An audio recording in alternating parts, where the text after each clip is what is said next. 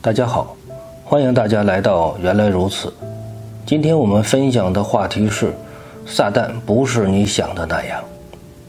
关于撒旦，我想大家还是很熟悉的。撒旦经常与魔鬼放在一起说，很多教会祷告的时候都会经常的说要捆绑魔鬼撒旦，心中有什么不悦的时候也会宣告奉主的名赶走一切的魔鬼撒旦。不过大部分基督徒并不是经常性的提起撒旦，而相反的是，有些基督徒几乎天天都在提及撒旦的事情。所以对于撒旦来说，基督徒呈现出两种极端的现象。今天我们并不是来做神学上的争论，今天我是想跟大家说一说关于撒旦，或者说关于魔鬼撒旦，其实我们还是可以从另外的一个角度来了解。虽然不是绝对的，也不是权威的，但至少可以给你一个新的思路，让你多一个思考的角度。这样也许我们就不会有太多钻牛角尖的情况。举一个例子，马太福音第16章第23节，和合本。耶稣转过来对彼得说，撒旦，退我后边去吧，你是绊我脚的，因为你不体贴神的意思，只体贴人的意思。我们再来看看新译本的翻译，马太福音16章23节，新译本。耶稣转过来对彼得说，撒旦，退到我后边去，你是绊倒我的，因为你不思念神的事，只思念人的事。我们看到，不管是和合本圣经还是新译本圣经，这段话给大家讲的都是耶稣对着门徒彼得说，撒旦，退我后边去。原因是什么呢？因为16节21章中，耶稣告诉门徒他要去耶路撒冷，而且要死在耶路撒冷。然后第22节中，彼得就把耶稣拉到一边，不让耶稣去。所以耶稣严厉地斥责了彼得。但这一段是非常有深意的。耶稣不是说让彼得一边凉快去，耶稣说的是让撒旦一边凉快去。这个批评是很严重的。撒旦是魔鬼，这个我们都知道。彼得肯定不是魔鬼，这个我们也知道。但为什么耶稣会对着彼得说他是魔鬼呢？一般来说，大多数人都赞同的观点是，这个时候彼得是没有明白耶稣的真正意图，所以这个时候的彼得是一个糊涂的门徒。撒旦趁着彼得的糊涂，使出了自己的阴谋诡计，迷惑彼得来说出这些话。所以耶稣并不是在斥责彼得，而是在斥责彼得背后的那个撒旦。因为撒旦就是一切罪恶的根源，撒旦的诡计会在人软弱的时候趁虚而入，所以我们要捆绑一切的魔鬼撒旦，我们要奉主的名赶走一切的魔鬼撒旦。由此可以推广为，人做出神所不喜悦的事情，也就是对神而言犯罪了，这背后都是魔鬼撒旦在搞鬼。人类的第一次犯罪就是因为那条迷惑人的蛇，蛇迷惑夏娃，吃下了禁果，从此人类开了犯罪的先河。启示录第22章第2节，他抓住那龙，就是古蛇，又叫魔鬼，也叫撒旦，把他捆绑1000年。所以蛇就是撒旦，也是魔鬼。但是这一切的理解都是建立在中文版本圣经的基础上。如果我们查考原文，其实你会有不一样的感觉。所以当我们认定耶稣斥责的彼得其实是斥责彼得背后撒旦的时候，我们回到原文的语境，看一看和中文圣经有着怎样的不同。首先，撒旦一词在中文圣经中一共出现了48次，其中旧约圣经出现14次，新约圣经出现34次。我们回到旧约圣经希伯来文的版本，撒旦这个词在希伯来文版本中出现了23次，也就是说，撒旦这个词23次中有14次被翻译为撒旦，另外9次的中文翻译为其他的词。在这里，首先要声明一下计算方式：一个词在同一节经文中如果出现多次，我们在这里只计算1次。所以希伯来文圣经中撒旦一词出现23次的意思是有23节的经文中都出现了这个词。同理，中文版的查考也是同一个道理，同一节中出现多次，我们也只按1次来计算。我们来查考一下，同样这个词没有被翻译为撒旦的时候，中文版的圣经又是怎么处理的？中文版圣经第一次出现撒旦这个词是在历代志上21章第1节，撒旦起来攻击以色列人，激动大卫数点他们。这是大卫王人生中最主要的2次犯罪。第一次犯罪是大卫王与拔示巴发生不正当的男女关系，第2次就是大卫数点以色列的人数。而大卫第2次犯罪，圣经中清清楚楚地记载，撒旦在大卫犯罪中起到了关键的因素。那么希伯来文圣经中撒旦这个词第一次出现又在哪里呢？是在民数记22章22节。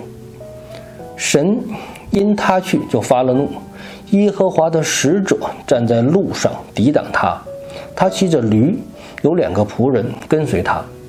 其中抵挡一词与撒旦就是同一个词。列王纪上第5章第4节，现在耶和华我的神使我四围平安，没有仇敌，没有灾祸。其中仇敌与撒旦就是同一个词。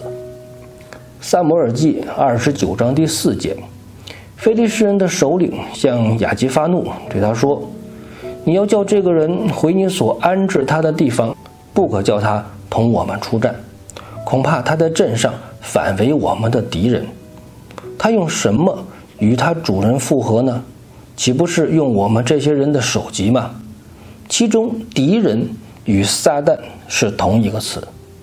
另外还有几处经文出现撒旦这个词的时候，中文版本的翻译是对头和反对。所以我们可以总结一下，在希伯来文圣经中，撒旦这个词有这样的几个意思：对头、撒旦、反对、抵挡、敌人、仇敌。我们再来看一下新约圣经的希腊文版本。在新约圣经中，撒旦已经变成了一个专有名词，而对头、抵挡、敌人之类的词汇已经有其字根衍生出了其他的词汇。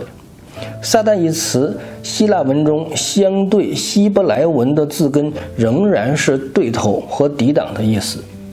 这种语言上的发展或者进化，我们可以做一个通俗的比喻。比方说，我们中文环境里大家非常熟悉的一个字就是鬼。华人文化中大多数人都相信鬼的存在。按照现在的文化发展，鬼还分很多种，有孤魂野鬼，就是那种比较悲惨的鬼，也有厉鬼，这种比较有道行的鬼，等等吧，我们就不一一列举了。反正有很多种鬼，这是华人文化中所谓的真正的鬼。但是民间经常把喜欢喝酒的人称之为酒鬼，爱赌博的人叫做赌鬼，甚至侮辱贫苦人的时候说人家是穷鬼。夫妻之间打情骂俏的时候，妻子会称呼丈夫为死鬼。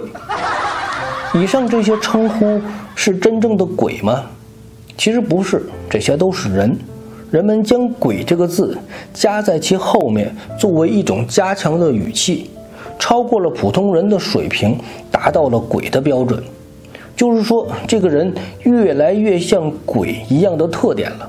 所以说，他不是鬼，而是像鬼。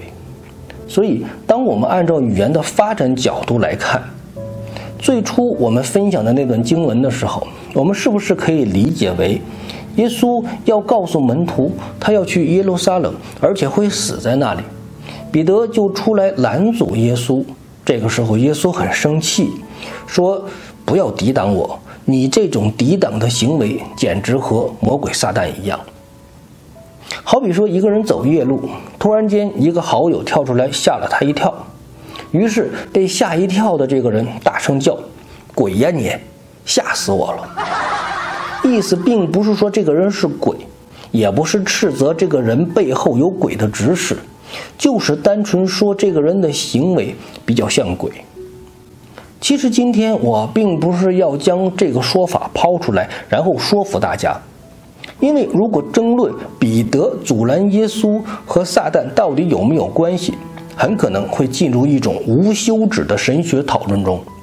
说彼得被撒旦诱惑，然后去抵挡耶稣，这种解释可不可以呢？我觉得也是 OK 的，没有什么不妥。说耶稣只是斥责彼得的行为像撒旦一样，这种解释可不可以呢？我觉得也是可以理解的。今天我想告诉大家的是，我们在理解圣经的时候，争论这些并不是最关键的。今天为什么要将撒旦这个词的原意解释给大家听？原因就是彼得是不是撒旦并不重要，彼得是不是被撒旦迷惑也不重要。扩大一点说，人犯罪是自己贪心或者是欲望，还是人犯罪是由于魔鬼的引诱？这些不是关键，关键在于撒旦不仅仅是魔鬼的一个别名，撒旦更是抵挡神的意思。耶稣对彼得说：撒旦，退我后边去吧，你是绊我脚的，因为你不体贴神的意思，只体贴人的意思。很多人将这段经文的重点放在耶稣为什么斥责彼得为撒旦。其实这段经文告诉我们最重要的信息是，人要体贴神的意思，不要体贴人的意思。体贴人的意思就会成为神的绊脚石，就会成为抵挡神的人。当很多基督徒将软弱归咎于魔鬼攻击的时候，也许想一想，我们的软弱和错误是不是源自于我们还在体贴人的意思？只要我们还在体贴人、顺从人，那么我们就是抵挡神的人，我们自己就是魔鬼撒旦。亲爱的弟兄姊妹，希望我们能够时时的警醒，更多的明白神的心意，不要做一个抵挡神旨意的人。最后我们来分享诗篇第1章。有福的人，不从恶人的计谋，不占罪人的道路，不做好讥笑人的作为。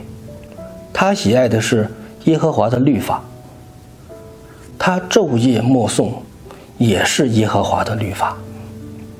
他像一棵树栽在溪水旁，按时结果子，叶子总不枯干。他所做的一切尽都顺利。恶人却不是这样，他们好像糠秕被风吹散。因此在审判的时候，恶人必站立不住。在义人的团体中，罪人也必这样，因为耶和华看顾义人的道路，恶人的道路却必灭亡。